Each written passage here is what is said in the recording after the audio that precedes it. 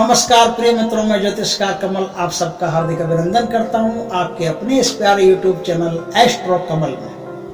दोस्तों, बात काफी पुरानी है। उस समय मेरी उम्र करीब 12-13 साल रही होगी। 12-13 साल का क्या होता है, बच्चा ही तो होता है छोटा सा, क्या उसको होश होता है, क्या जानकारी होती है। 12-13 साल की उस उम्र में जब बच्चे खिलौनों से खेलते हैं, उस समय मेरा मन साधना में लगता था, उस समय मेरा मन योग में लगता था, उस समय मेरा मन तपस्या भक्ति में लगता था, उस समय मैं तंत्र विद्या की जानकारियां अर्जित करने में लगा हुआ था। इतनी छोटी उम्र थी, अब याद आता है कि वो छोटी उम्र थी, लेकिन तब पता नहीं था कि उम्र छोटी है कि बड़ी है। तब तो सिर्फ साधना सामने है, साधनाओं के बारे में रुचि थी। मेरे दादाजी तंत्र के ज्ञाता थे और बंबई में सुधीर दलवी साहब जो है फिल्मों में चरित्र अभिनेता का रोल अदा करते थे, उनके मित्र थे। सुधीर दलवी साहब के यहाँ एक बार मेरे दादाजी गए हुए थे और मेरे एक स्टोन था, उस स्टोन को पथरी बोलते हैं ना, पथरी, एक जगह पथरी थी, उस पथरी को दिखाने के लिए दादाजी मेरे को मुंबई ले गए, क्योंकि सुधीर दलवी साहब ने कहा था कि आप बच्चे को लेकर के यहाँ आ जाओ और जो भी कोई होगा हम देख लेंगे, अच्छे डॉक्टर को दिखा देंगे, जो भी इलाज होगा वो करवा लेंगे, हम कोई दिक्कत वाली बात नहीं। तो दादाजी मुझे लेकर के मुंबई गए। उन दिनों शत्रुघ्न सिन्हा साहब जो थे, उन्होंने अपना बंगला बनाया था, रामायण, और बहुत अच्छा खासा नाम भी उनका था उस समय। लेकिन कुछ प्रॉब्लम थी, तो सुधीर दलवी साहब और शत्रुघ्न सिन्हा साहब मित्र थे। सुधीर दलवी साहब ने शत्रुघ्न जी को बताया कि देखो, मेरे एक मित्र हैं और बहुत अच्छे ज्ञाता है, उत्तर प्रदेश से गजब के ज्ञाता है, आप चाहो तो उनसे मिलिए। तो शत्रुघ्न सिन्हा साहब ने कहा कि जरूर उनको यहाँ लेके आइए। तो सुधीर दलवी साहब मेरे दादाजी को शत्रुघ्न सिन्हा साहब के बंगले पर ले गए। अच्छा, मैं भी उनके साथ था। शत्रुघ्न सिन्हा साहब बहुत अच्छे आदमी हैं, हम उनके पास गए। मैं छोटा बच्चा था तो मुझे भी अच्छा लाड प्यार अच्छा दिया उन्होंने। तो अब बातें शुरू हुई, शत्रुघ्न सिन्हा साहब की कुंडली वगैरह दिखाना है, जो भी करना है वो मेरे दादाजी कर रहे थे, मैं तो चुपचाप बैठा था, मुझे कुछ बोलना नहीं था। शत्रुघ्न सिन्हा साहब से दादाजी और सुधीर दलवी साहब बातें कर रहे थे। बातें करते करते क्या है, बातों में एक बात निकल के आ गई। बात निकल के ये आ गई कि ये जो तांत्रिक साधनाएं होती है, या फिर जो साधनाएं होती है, जो साबर मंत्रों की साधनाएं होती है, जो वैदिक मंत्रों की साधनाएं होती है, खाली आम आदमी के लिए नहीं है, ये हमारी फिल्मी दुनिया में भी बहुत लोग करते हैं। तो फिल्मी दुनिया में बहुत लोग करते हैं, तो फिर मेरे कान खड़े हुए, मैंने देखा फिल्मी दुनिया में कौन लोग करते हैं, क्या साधना करते हैं, हमने तो कभी नाम ही नहीं सुना। आज देखा है शत्रुघ्न सिन्हा साहब बोल रहे हैं तो सुनते हैं क्या साधना की। तो शत्रुघ्न सिन्हा साहब बता रहे थे कि उनकी पत्नी जो है वो रेखा जी की सहेली की मित्र है। रेखा जी की सहेली थी रेणु उस समय कोई बहुत बड़ी पोस्ट पर थी, और उनकी पत्नी जो है शत्रुघ्न सिन्हा साहब की, वो और रेणु जी अच्छे दोस्त थे। और उस समय सांता क्रूज में उनका फ्लैट था, और सांता क्रूज में खाली रेणु जी रहती थी। उस फ्लैट में रेखा जी चली गई थी, और रेखा जी और रेणु जी दोनों साथ में रहती थी, दोनों खाली दो ही रहती थी, एक काम वाली बाई आती थी, तीसरा कोई नहीं थी, तो वो साथ में रहती थी। तो उन्होंने कुछ गोपनीय ऐसी बातें बताई। उन्होंने कहा कि 1970 में सावन बहादुर फिल्म बनी थी मोहन सैगल की। मोहन सैगल साहब के साथ उस फिल्म में उन्होंने काम तो किया, लेकिन रेखा जी अंदर ही अंदर डर रही थी कि उनका चेहरा जो है वो खूबसूरत नहीं है, उनका चेहरा आकर्षक नहीं है, तो इसकी वजह से कहीं उनका कैरियर पिछड़ नहीं जाए। तो इस चिंता में उनके चेहरे पर और ज्यादा गंभीर भाव दिखाई देने लग गए थे। तो मोहन सैगल साहब ने पूछा कि बात क्या है, आप इस तरह से क्यों करती हैं, आपका चेहरा इस तरह से क्यों मुरझाया सा रहता है, आपका चेहरा तो अब तो हीरोइन है, गुलाब के फूल की तरह रहना चाहिए, खिला खिला रहना चाहिए। तो उन्होंने कहा कि देखो मोहन साहब, बात यह है, खिला खिला तो रहना चाहिए, लेकिन मेरा चेहरा इसलिए खिला खिला नहीं रह सकता क्योंकि मुझे ऐसा डर है कि कहीं मेरा कैरियर जो है, मैं मद्रास से सीधी यहाँ आई और मेरा कैरियर जो है कहीं पिछड़ नहीं जाए। तो मोहन सैगल साहब ने कहा कि आप चिंता मत करो, ये वो इंडस्ट्रीज है जहाँ सब कुछ चलता है, हर चीज होती है। तो आपको मैं एक ऐसे आदमी के पास लेके चलता हूँ, एक ऐसे देवता के पास लेके चलता हूँ जो आपकी सारी समस्याओं की, उनके पास चाबी है, वो सारी समस्याओं को निकाल के बाहर फेंक देंगे और आपकी समस्याओं को दूर कर देंगे। तो उन्होंने कहा कौन है? तो उन्होंने कहा हरिहरानंद जी। हरिहरानंद जी उत्तर प्रदेश से आए थे उस समय और मुंबई में उनका अच्छा नाम था। बम्बई से फिर वो दिल्ली शिफ्ट हो गए, दिल्ली चले गए, लेकिन जब तक वो पहले कोल्हापुर थे, कोल्हापुर से फिर बम्बई आए। बम्बई में उनका अच्छा नाम था, अच्छे फिल्म इंडस्ट्री के अच्छे लोग उनके भगत थे और खूब मतलब आना जाना रहता था। तो मोहन सहगल साहब उनको लेकर के हरिहरानंद जी के पास गए। आनंद जी उसको रेखा जी को देखते ही समझ गए कि बात क्या है। मुस्कुराए, बोले बेटी क्या बात है?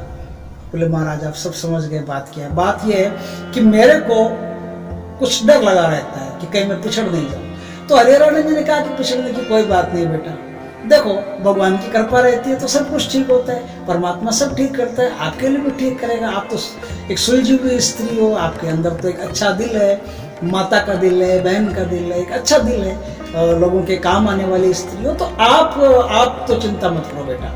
तो उस समय बेटी बना करके उन्होंने सर पे हाथ रख करके रेखा जी को, और उन्होंने रेखा जी से एक 16 दिन की साधना करवाई। ये साधना तंत्र में अप्सरा साधना के नाम से जानी जाती है। ये सौंदर्यतम अप्सरा की साधना है। मेरे कान खड़े हो गए, मैंने सुना कौन सी साधना है। बाद में कई वर्षों बाद पता चला कि ये साधनाएं होती है। दादाजी से बहुत सारी साधनाओं के बारे में पता चला। तो रेखा जी से हरिहरानंद जी ने सौंदर्योत्तम अप्सरा की एक साधना करवाई। उनको साधना की विधि बताई कि आप इस तरह से इस साधना को संपन्न करना। उन्होंने एक यंत्र निकाल करके दिया और एक माला निकाल करके दी कि ये माला और यंत्र आप अपने पास रखो और इसी माला और इसी यंत्र का आपको प्रयोग करना। तो वो माला और यंत्र ले गई और अब 16 दिन कौन से, उन्हीं दिनों क्या है कि ये जो रूप चतुर्दशी होती है ना, नरक चतुर्दशी भी कहते हैं, रूप चतुर्दशी भी कहते हैं। क्या होता है, सौंदर्योत्तम जो अप्सरा की साधना है ये 2 तिथियों में विशेष मानी जाती है। एक तो शरद पूर्णिमा आ जाए, शरद पूर्णिमा के दिन से यदि सौंदर्योत्तम अप्सरा की साधना की जाए तो 100% सफलता मिलने के आसार उसमें हो जाते हैं। या रूप चतुर्दशी के दिन से सौंदर्योत्तम अप्सरा की साधना की जाए तो सफलता मिलने के आसार जो है वो 100% हो जाते हैं। फिर उसमें कोई दिक्कत नहीं है, तबीयत से सफलता मिलती है। लेकिन सफलता इतनी आसानी से किसको मिली आज तक? सफलता के लिए पापड़ बेलने पड़ते हैं, तपस्या करनी पड़ती है। तो रेखा जी ने भी तपस्या शुरू कर दी। रेखा जी ने रेणु जी के साथ में उसी सांता क्रूज वाले फ्लैट पर रहना शुरू कर दिया। उन्होंने कहा कि देखो रेणु, अपन 2 ही यहाँ रहेंगे, तीसरा कोई आना जाना नहीं चाहिए। खाना बनाने वाली बाई आती है, बस वो आए और चले जाए, इसके अलावा और कोई काम नहीं। और खाना भी अगर हम खुद बना ले तो ज़्यादा बेटर रहेगा, क्योंकि साधना में साधक यदि स्वयं अपने हाथ से भोजन पका के खाता है तो सबसे बढ़िया रहता है। और रेखा जी का तो भोजन रेखा जी को ही बनाना था, क्योंकि रेखा जी तो हाथ ही नहीं लगाने देती थी किसी को कि भाई जब तक साधना है 16 दिन तब तक तो मैं किसी को अपने भोजन के हाथ नहीं लगाने दूंगी। तो इस प्रकार से उनकी साधना शुरू होती है। अब इस साधना में करना क्या पड़ता है? इस साधना में सबसे पहले आपको एक काम करना पड़ता है। क्या काम करना पड़ता है? बाजार से लानी पड़ती है मुर्दा सिंगी, चंद्र मिट्टी बोलते हैं उसको, चंद्र मिट्टी लानी पड़ती है। और चंद्र मिट्टी में गुलाब जल मिलाकर के, मुर्दा सिंगी आप नहीं समझे होंगे, चलो समझा देता हूँ। मुर्दा सिंगी बोलते हैं रामलीला में जो कलाकार काम करते हैं ना, वो चेहरे को सफेद सफेद ऐसे चमकदार दिखाने के लिए वो मुर्दा सिंगी को चेहरे पर लगाते हैं। वो रामलीला का जो कलाकार होता है वो ऐसे उसका चेहरा चमकता रहता है, उसको मुर्दा सिंगी बोलते हैं। तो मुर्दा सिंगी लेकर के आए। मुर्दा सिंगी लेकर के आकर के क्या करना है आपको? शुभ मुहूर्त अच्छा समय देख लो, उस समय आपको पूजा करनी है। पूजा करने में क्या है, आपको सबसे पहले गुलाब जल में मुर्दा सिंगी मिला करके, मुर्दा सिंगी का पाउडर बनवा लो, या पाउडर आता है तो सबसे बढ़िया है, नहीं तो पाउडर उसकी आती है, डली आती है, बोले आना, नहीं तो पाउडर आता है, पाउडर ले आना। पाउडर से डली बढ़िया रहती है, क्योंकि अपने हाथ से पाउडर बनाना तो कम से कम विश्वास तो रहता है कि मुर्दा सिंगी ओरिजिनल है। तो उसका पाउडर बना करके गुलाब जल में मिला करके, जैसे गोबर से आंगन में लिपती थी माताएं बहनें पुराने जमाने में, उसी तरह से जहां आप साधना करोगे और जहां आपका इस साधना में देवता का स्थान, देवी का स्थान जो होगा, वो देवी का स्थान जहाँ होगा वहां पर पहले निपाई करो, अच्छी तरह से लीप लो, है ना, लीप लिया। अब लीप लेने के बाद में आपको क्या करना है? लीपने के बाद में आपको उस पर एक यंत्र स्थापित करना है। किसका यंत्र स्थापित करना? अप्सरा का यंत्र स्थापित करना। और एक काल्पनिक चित्र कोई देवी का काल्पनिक चित्र जिसे आप अप्सरा सौंदर्योत्तमा अप्सरा मान करके उसकी जो पूजा करेंगे वो चित्र वहां स्थापित आपको करना है। वो चित्र रेखा जी ने स्थापित कर दिया। अब क्या है, उसमें देसी शुद्ध गाय के घी का दीपक होना चाहिए, शुद्ध गाय के घी का, यह खास ख्याल रखें। उसमें किसी भी प्रकार की अशुद्धि नहीं चलेगी। प्योर जो आपको, जिसे आप जानते हो कि भाई इसके घर का घी तो सबसे बेटर है, या ये जो है ना ये एकदम बढ़िया ही घी देता है, बस इसके अलावा और कोई नहीं, ये तो सबसे बेटर है, तो वहीं से आपको गाय का घी लेके आना है और वहीं से उस गाय के घी का आपको काम करना है। इसमें क्या होता है, साधना होने से पहले इंद्र की पूजा होती है। इंद्रदेव की पूजा होने के बाद में, इंद्रदेव से पहले गणेश जी की पूजा होती है, गणेश जी के बाद में इंद्रदेव की पूजा होती है, इंद्रदेव के बाद में चंद्रमा की पूजा होती है, चंद्रमा के बाद में क्षेत्रपाल देवता की पूजा होते हैं, और षोडश मातृका की पूजा होती है, नवग्रहों की पूजा होती है। ये सब पूजा पहले ही संपन्न कर ली जाती है। ये सब पूजा संपन्न करने के बाद में अब आपको उसी दिन से, चतुर्दशी से ये साधना शुरू करनी है। कौन सी चतुर्दशी? रूप चतुर्दशी, नरक चतुर्दशी, रूप चौदस बोलते हैं। उसी दिन से आपको साधना शुरू करनी। बात यह है कि यदि रूप चौदस के दिन से आप साधना शुरू नहीं करते हो या शरद पूर्णिमा के दिन से साधना शुरू नहीं करते हो, तो क्या इस साधना को संपूर्ण होने में 4 गुना या तो समय ज्यादा लगता है, या 4 गुना आपको माला ज्यादा फेरनी पड़ती है। जितनी माला इसमें फेरनी पड़ती है उससे 4 गुना माला आपको और ज्यादा फेरनी पड़ती है। ये जो टाइम है ना, ये टाइम आपका सिर्फ 2 ही, चाहे नवरात्रा ही हो कोई फर्क नहीं पड़ता उससे। नवरात्र हो तो भी 4 गुना फेरनी पड़ेगी, दीपावली हो तो भी 4 गुना फेरनी पड़ेगी। सिर्फ ये 2 ही दिन ऐसे हैं जिस दिन सौंदर्योत्तमा अप्सरा जो आकाश में, जो स्वर्ग में रहती है, निवास करती है, उसकी ऊर्जा पृथ्वी पर सबसे ज्यादा खिंचाव करती है ना। तो पृथ्वी पर सबसे ज्यादा जिस दिन ऊर्जा खिंचाव करे किसी देवी की, देवता की, उसी दिन आप यदि, वो कहते हैं ना लोहा गर्म है थोड़ा मार दो, तो जिस दिन ऊर्जा सबसे ज्यादा खिंचाव करे उसी दिन आपको साधना शुरू कर देनी चाहिए। उसी दिन साधना शुरू कर देने से आपकी साधना फलवती होने में, फलदायी होने में कोई समय नहीं लगता, फर्स्ट क्लास सफल होती है। यहां से साधना शुरू होती है। साधना में क्या, आपको एक लकड़ी का बाजोट जो है, वो जहां आपने निपाई की उस निपाई के ऊपर लकड़ी का बाजोट आपको रख देना पड़ता है। लकड़ी का बाजोट रख देने के बाद में आपको क्या करना, लाल रंग का रेशमी वस्त्र उस पर बिछा देना है। लाल रंग का रेशमी वस्त्र बिछाने के बाद में जो कुमकुम होता है ना, कुमकुम, उस कुमकुम से एक अक्षर उस पर लिखना पड़ता है। वो अक्षर है क्रीम। क्रीम अक्षर उस पर लिखना पड़ता है। क्रीम अक्षर लिखने के बाद में आपको, मैंने कहा ना कि देवी का जो चित्र है और यंत्र है, इन दोनों को वहां स्थापित करना पड़ता है। इन दोनों को स्थापित करने के बाद में अब आपको क्या, पंचोपचार, षोडशोपचार, जैसी आप जानते हैं, जैसी आपके पास व्यवस्था है, वैसे यंत्र की और देवी की दोनों की पूजा करनी पड़ती है। इसमें गुलाबी अकीक की माला काम आती है, खास ख्याल रखना। या तो गुलाबी अकीक की माला होती है, वो सबसे बेटर होती है। गुलाबी अकीक की माला आपको लेके आनी चाहिए। गुलाबी अकीक की माला हो, उससे आपका जाप शुरू होता है। और जाप शुरू होने से पहले क्या है, आपको जो मोहिनी देवी है ना, मोहिनी देवी क्या होता है, एक तो साधारण पूजा होती है, एक तो साधारण सिद्धि होती है कि भाई हमको तो सौंदर्यतमा अप्सरा की सिद्धि करनी, और एक सिद्धि वो होती है जो कैरियर बनाने वाली सिद्धि होती है कि भाई हमको ग्लैमर के द्वारा ही कैरियर बनाना है, जिससे आकर्षण हमारा हो, जिससे सम्मोहन हमारा हो, जो हमें देखे देखता रह जाए और हमारे आकर्षण में बन जाए। तो इसके लिए क्या होता है, इसके लिए थोड़ा सा अलग डिफरेंस इसमें काम पड़ जाता है। क्या है कि साधना, सौंदर्योत्तमा की साधना जिस दिन शुरू होती है उसी दिन सौंदर्योत्तमा की पूजा के साथ साथ विष्णु भगवान का जो मोहिनी रूप है ना, उनकी भी एक तस्वीर आपको साथ में रखनी पड़ती है और मोहिनी देवी की पूजा करनी पड़ती है। इसके साथ आपको क्या करना पड़ता है, इसके साथ जब भी, जैसे आपकी अमावस्या के आसपास से शुरू होगी, अमावस्या के 1 दिन पहले से, लेकिन जैसे ही अमावस्या के बाद में जो छठ निकल जाती है, बात को समझना, 14 से शुरू हुई, फिर अमावस्या, फिर प्रतिपदा, द्वितीया, तृतीया, चतुर्थी, पंचमी, षष्ठ, अब छठ निकल गई ना, तो सप्तमी के दिन से आपको क्या करना है, सप्तमी के दिन से आपको जहां से चंद्रमा की रोशनी आने की संभावना रहती है, क्योंकि संभावना तो इसलिए कि सप्तमी को चंद्रमा दिखाई दे या नहीं दे कोई जरूरी नहीं है, अष्टमी को भी दिखाई दे या नहीं दे कोई जरूरी नहीं है, लेकिन उससे कोई फर्क नहीं पड़ता। आपको सिर्फ एक काम करना है। काम क्या करना है, आपको एक चांदी का लोटा लेना है और चांदी का लोटा लेकर के उस चांदी के लोटे पर सफेद बारीक कपड़ा आपको ढक देना है। लेकिन कब ढक देना है कि उसके अंदर एकदम पवित्र पानी आप भरो, पवित्र पानी भर करके चंद्रमा की रोशनी में उस पानी को रखो। और पानी को रखते समय आपको एक मंत्र बोलना है, ओम चंद्रमसे नमः, ओम चंद्रमसे नमः, ओम चंद्रमसे नमः। इस मंत्र को बोलते बोलते पानी रखो। और जिस समय सुबह पानी उठाओगे उस समय भी ओम चंद्रमसे नमः, ओम चंद्रमसे नमः, ओम चंद्रमसे नमः।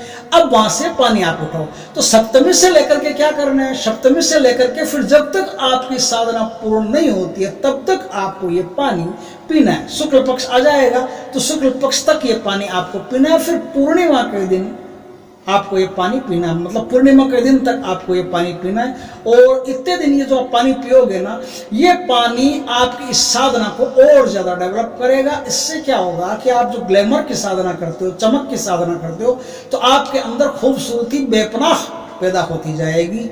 अत्यधिक आप सुंदर, अत्यधिक आप खूबसूरत, अत्यधिक आकर्षक होते चले जाओगे। यहां से आपकी साधना शुरू होती है। हकीकी माला, कोरा दीपक, कुशा का आसन, उत्तर दिशा की तरफ मुंह करके ये साधना करनी पड़ती है। कुशा के आसन पर यह साधना करनी पड़ती है और 16 दिनों की ये साधना होती है। अब यहाँ से आपने शाम को पूजा कर ली, दिन में अब भाई शाम को पूजा कर ली। अब रात में आपको 10 बजे के बाद में कभी भी आप बैठो, वहां से आपको बैठना और वहां से आपकी अब साधना शुरू होती है। अब रेखा जी की साधना वहां से उस फ्लैट में शुरू होती है। रात 10 बज गए, 10 बजे से अब रेखा जी की साधना शुरू होती है।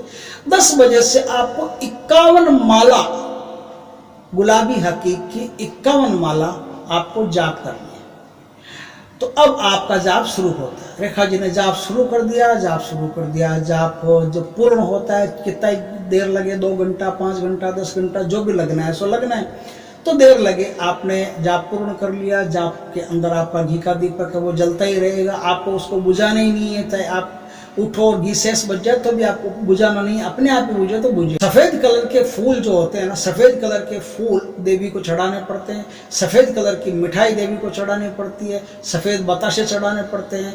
और उन दिनों में क्या है, आपको दूध से संबंधित ही भोजन करना पड़ता है। चाहे तो दूध पी के रहो 16 दिन, चाहे दूध से संबंधित कोई मिठाई खा के रहो। दूध से बने हुए पकवान ही आप खा सकते हो और कुछ नहीं खा सकते। 16 दिन ये आप प्रतिबंधित हो, इस बात का खास ख्याल रखना। 16 दिनों तक आप बिस्तर पर नहीं सो सकते, मतलब खटिया पर या पलंग पर नहीं सो सकते। दरी बिछा के नीचे जमीन पर ही सोना पड़ता है। आपको एकदम सात्विक रहना पड़ता है। किसी भी प्रकार का तामसपूर्ण भोजन नहीं कर सकते। भोजन तो कर ही नहीं सकते, भोजन का तो मैंने बता ही दिया। फिर भी कोई अगर तंबाकू, जर्दा, शराब कुछ भी खाता है तो वो सबसे विरक्ति पानी पड़ती है। जितने साधना के नियम होते हैं वो सारे नियमों का पालन करना पड़ता है। रेखा जी ने भी सारे नियमों का पालन किया और साधना शुरू कर दी। साधना शुरू हो गई, साधना पूर्ण होती है। रात को साधना पूर्ण होती है तो हाथ में जल लेकर के रेखा जी संकल्प के साथ ही साधना शुरू होती है, संकल्प के साथ ही साधना विसर्जित होती है। सारा जो संकल्प, जो कर्म बनता है पूजा का, वो सौंदर्यतम अप्सरा जी को समर्पित कर दिया जाता है। इस तरह से साधना करके रात को रेखा जी वहीं सो जाती है। वहीं सोना पड़ता है, जहाँ आप साधना करते हो वहीं सोना पड़ता है। इस साधना का ये नियम है, जहाँ साधना करते हो वहीं सोना पड़ता है। तो रेखा जी वहीं सो जाती है। 13 रातों तक कुछ नहीं बिगड़ा। 14, 15 और 16, अब आगे की जो 3 रातें हैं, इन रातों की कुछ कहानी है। 13 रातों तक साधना चल गई, बढ़िया आराम से चल गई, कोई दिक्कत नहीं है। लेकिन 14वां दिन आया, मतलब 13 रात खत्म हो गई, 13वीं रात, और 14वां दिन जो उदय हुआ, उस दिन क्या हुआ, रेखा जी के शरीर में खुजली आना शुरू हुई।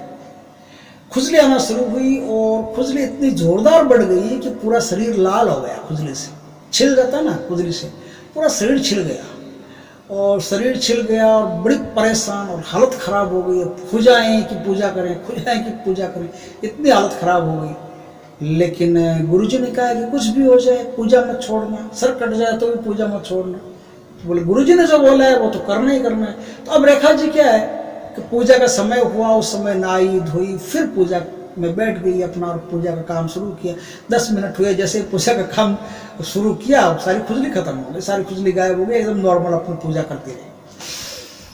सो गई भाई रात को सो गई। सुबह उठी अपना दैनिक कार्य किया और स्नान करके जब नहाने के लिए नहा के जब कपड़े लेने के लिए अलमारी में गई तो अलमारी पर उनका शीशा लगा हुआ था।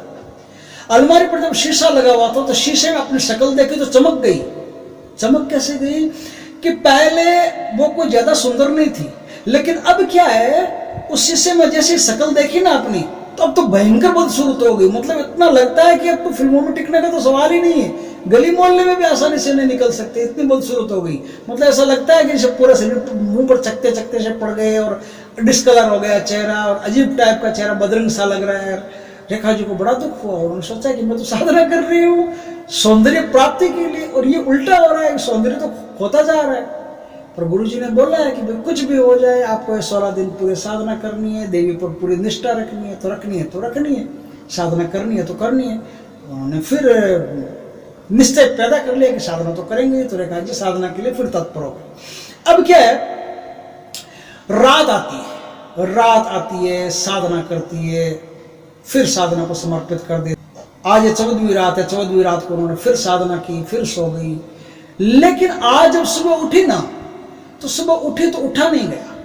सुबह उठी तो यह हालत हो गई कि 102 डिग्री बुखार था रेखा जी, और इतना तेज बुखार था कि स्नान करना तो दूर की बात है, खड़े होना मुश्किल था। फिर भी जबरदस्ती उन्होंने अपने आप को, क्योंकि दिन में भी कुछ क्रियाएं होती है वो करनी पड़ती है, जैसे उनका आचमन करवाना है, पूजा करनी है, दिन में भी पूजा करनी पड़ती है, तो बड़ी मुश्किल से उठी, नहाया, पूरा शरीर बदरंग टाइप। रेणु जी ने कहा कि डॉक्टर को दिखाते हैं, तो चल पहले हमारे डॉक्टर को दिखा देते हैं। बाद में उन्होंने कहा नहीं, कोई डॉक्टर नहीं आएगा, कोई कुछ नहीं आएगा, जैसा है वैसा ही रहेगा, और आप जो अपना काम करते हैं वो काम कीजिए, किसी से इस संबंध में कोई बात मत कीजिए। तो रेणु जी ने कहा कि ठीक है भाई, अब तो जैसा समझती है, तेरे को इंस्ट्रक्शन ऐसे तो मैं क्या करूँ। मैं तो कहती हूँ कि डॉक्टर के पास चल जाए, डॉक्टर को दिखा देते हैं। तो रेखा जी ने मना कर दिया, बोले किसी डॉक्टर को नहीं दिखाऊंगा। आज हालत ऐसी हो गई थी कि उनसे उठा नहीं जा रहा था, इतने जबरदस्त बुखार में थी।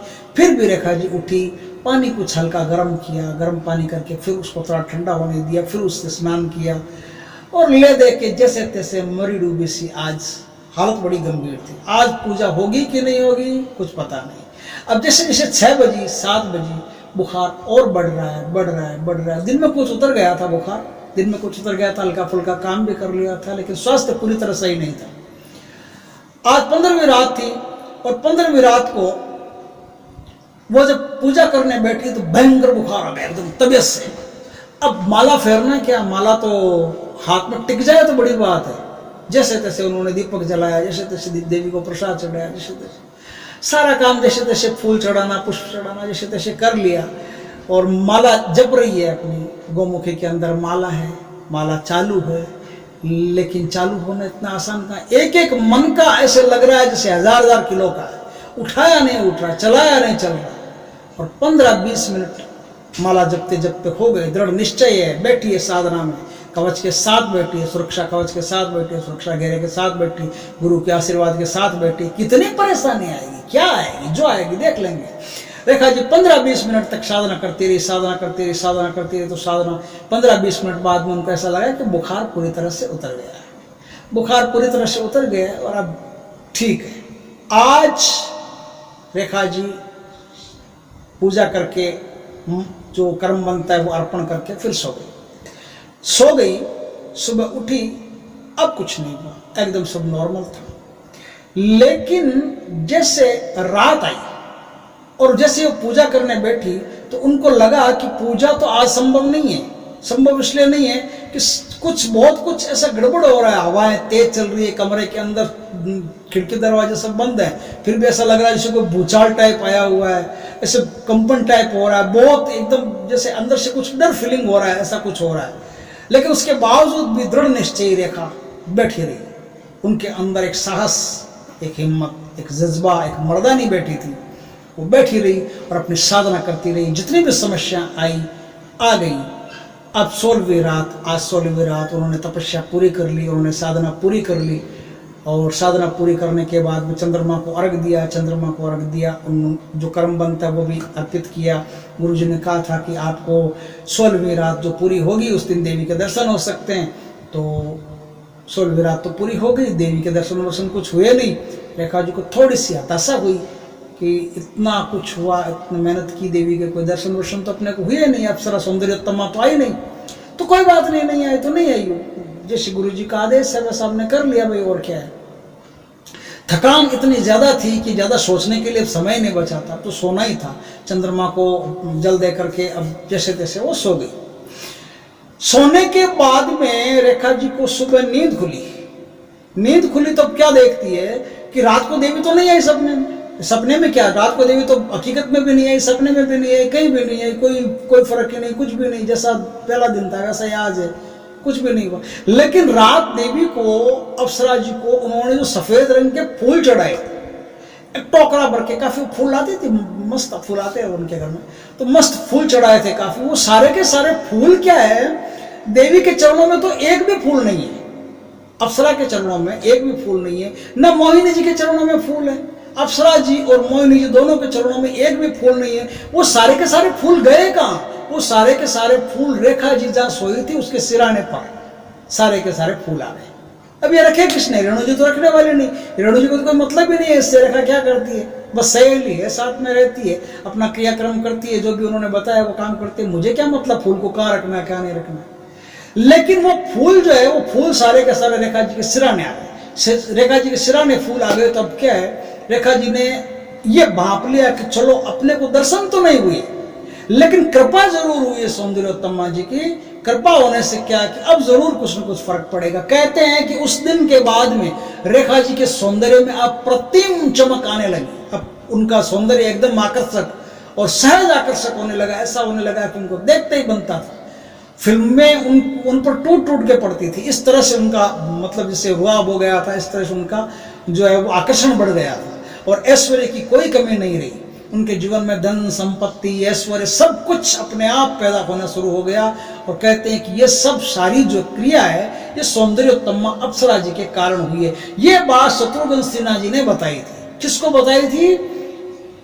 दादाजी को बताई थी। किसके दादाजी को बताई थी? मेरे एक जानकार साधक है, नाम है प्रभात शर्मा। कहाँ के रहने वाले हैं? उत्तर प्रदेश के रहने वाले। उनके दादाजी को ये बात बताई थी शत्रुघ्न सिन्हा साहब ने। और एक बार क्या है, मेरा प्रभात जी से मिलना हो गया। प्रभात जी ने ये सारी बात मुझे बताई थी कि छोटी उम्र से मुझे आज तक वो बात याद है कि रेखा जी ने भी साधना की थी और इस प्रकार से उन्होंने सौंदर्योत्तमा अप्सरा जी की साधना संपूर्ण की थी। अब क्या है, बचा एक मंत्र। वो मंत्र मैं आपको दे देता हूँ। कोई भी अगर आदमी सौंदर्योत्तमा जी अप्सरा की साधना करना चाहता है, कोई माता बहन करना चाहे तो आदमी किस लिए करेगा, और माता बहन अगर कोई भी करना चाहे तो इस प्रकार से पूरी विधि है ये। इस प्रकार से आप सौंदर्योत्तमा अप्सरा जी की साधना संपूर्ण करके देवी दर्शन दे या नहीं दे ये अलग बात है, ये उनकी मर्जी है। लेकिन अगर आपने निश्चलता से, अगर आपने दृढ़ निश्चय से इस साधना को किया तो देवी की कृपा होने से कोई नहीं रोक सकता और देवी की पक्की आप पर कृपा होगी। ये साधना चतुर्दशी के दिन, पूर्णिमा के दिन और अष्टमी के दिन, इन 3 दिनों से साधना शुरू होती है। इन 3 दिनों में किसी भी दिन इस साधना को आप शुरू कर सकते हैं। लेकिन वही बात है कि यदि इस साधना को आप शरद पूर्णिमा और रूप चतुर्दशी से करते हो तो 4 गुना समय कम लगता है। यदि वो आपके आसपास आती हो और करने की इच्छा हो तो पक्का इस साधना को करना, क्योंकि जीवन में कोई न कोई कभी न कभी साधना मनुष्य को करनी चाहिए, करके देखना चाहिए क्या होता है क्या नहीं होता है। और देखना खाली प्रैक्टिकल के नहीं, ऐसे नहीं कि देख मेरे को जांच करनी है, नहीं, श्रद्धा से साधना करनी चाहिए, विनम्रता से साधना करनी चाहिए और पूरे विश्वास से साधना करनी चाहिए। इस प्रकार से साधना करने से आपको साधनाओं के उचित फल, उचित परिणाम मिलते हैं। अब बचा मंत्र। मंत्र मैं आपको दे देता हूं, मंत्र लिख लीजिए। ओम क्रीं कृष्णाय सौंदर्याय क्रीं ओम नमः। ओम क्रीं कृष्णाय सौंदर्याय क्रीं ओम नमः। ओम क्रीं कृष्णाय सौंदर्याय क्रीं ओम नमः। ओम क्रीं कृष्णाय सौंदर्याय क्रीं ओम नमः। वीडियो को लाइक कर दो जी, और यदि पहली बार आप आए हो तो सब्सक्राइब भी कर दो जी। और सब्सक्राइब करने के बाद में बेल आइकॉन का बटन दबा दो, और बेल आइकॉन का बटन दबाने के बाद में शेयर कर दो। और कोई बात पूछनी हो, कहनी हो तो कमेंट कर दो। जय श्री राम, जय श्री कृष्ण।